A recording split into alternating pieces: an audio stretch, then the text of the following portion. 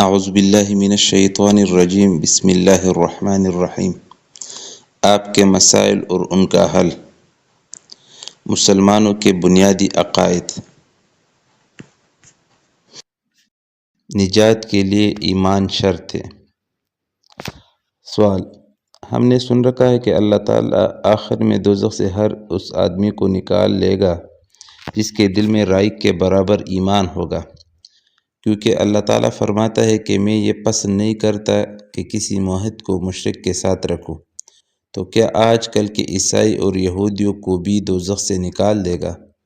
کیونکہ وہ بھی اللہ تعالیٰ کو مانتے ہیں لیکن ہمارے رسول صلی اللہ علیہ وسلم کو نہیں مانتے، اور حضرت عیسیٰ علیہ السلام اور حضرت عزیر علیہ السلام کو خدا کا بیٹا تصور کرتے ہیں۔ تو کیا عیسائی اور یہودی رائے برابر ایمان والوں میں ہوں گے یا نہیں؟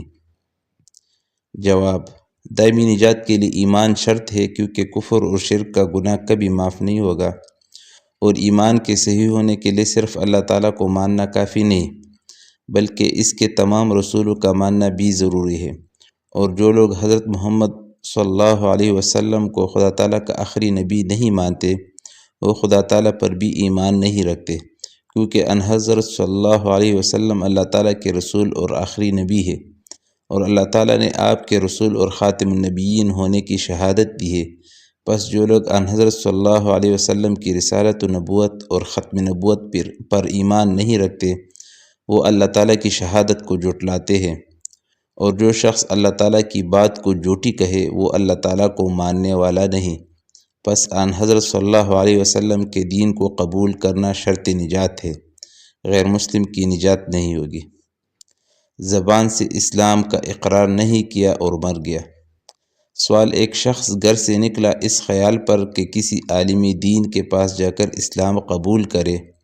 دل نے تو اسلام قبول کر لیا اور زبان سے اقرار نہیں کیا، اور راستے میں اسے موت آ گئی۔ اس شخص کے متعلق کیا حکم ہے؟ مسلمان ہے یا کافر؟ جواب: دنیاوی احکام جاری ہونے کے لیے اقرار شرط ہے۔ اگر کسی شخص کے سامنے اس نے اپنا اسلام لانے کا اقرار نہیں کیا تو دنیاوی احکام میں اس کو مسلمان نہیں سمجھا جائے گا، اور اگر کسی کے سامنے اسلام کا اقرار کر لیا تھا تو اس پر مسلمانوں کے احکام جاری ہوں گے۔ وجود باری تعالیٰ کے متعلق کیا عقیدہ ہونا چاہیے؟ سوال: زید کہتا ہے کہ حکماء اور فلسفیوں کے نزدیک اللہ تعالیٰ نہ عالم کے اندر ہے نہ عالم کے باہر، اور صوفیاء کے نزدیک خود عالم کے اندر اور باہر ہر جگہ ہے۔ زید کہتا ہے کہ صوفی اور فلسفیوں دونوں کا کہنا غلط ہے۔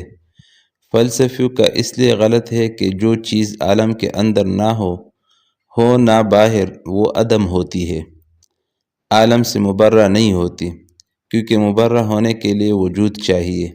نیز عالم چونکہ حادث ہے، اس لیے عالم یا اس کے باہر کسی حادث کا اثبات یا نفی تو ممکن ہو سکتی ہے مگر خود حادث نہیں، لہٰذا عالم یا اس سے باہر نہ خدا کا اثبات ہو سکتا ہے نہ نفی۔